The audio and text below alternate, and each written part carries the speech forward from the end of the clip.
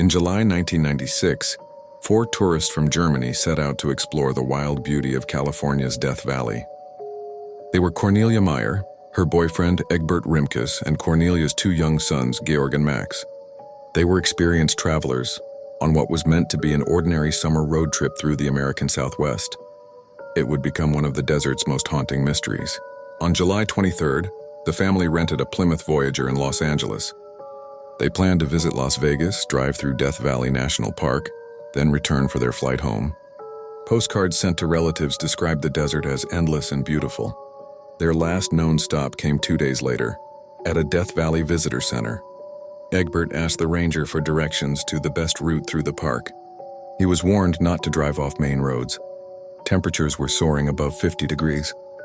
But he smiled, thanked the ranger, and left anyway. Days later, when their rental car wasn't returned, the company reported it missing. Weeks passed with no sign of the family. Authorities first assumed they'd gotten lost or extended their trip, but when they failed to board their flight home, the search widened. The desert, however, offered nothing back. In October, a park ranger noticed faint tire tracks leading off a remote dirt road. Following them for miles, he discovered the family's van, locked, undamaged, and abandoned. Inside were folded maps, children's toys, and empty water bottles. The gas tank was bone dry. There were no footprints leading away, no signs of struggle, and no clue as to where they had gone. It looked as if the family had simply stepped into the heat and vanished. Search teams scoured the surrounding canyons by air and on foot. Helicopters flew low across shimmering plains, but the desert was endless. Wind erased every trace. Experts couldn't explain why they had driven so far off route into terrain unmarked on tourist maps. Theories ranged from curiosity to panic to a desperate shortcut gone wrong. None could be proven.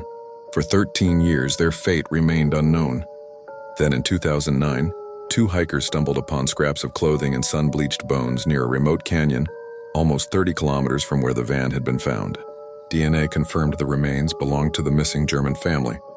They had likely tried to walk for help and succumbed to the brutal heat, only miles from safety. Even with answers, one question lingered. Why had they ventured into one of the most unforgiving regions on Earth? No one will ever know what made them leave the road that day.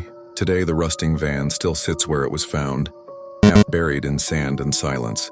The story of the Death Valley Germans remains a warning carved into the desert wind, a reminder that some places are beautiful, deadly, and will never truly give back their secrets.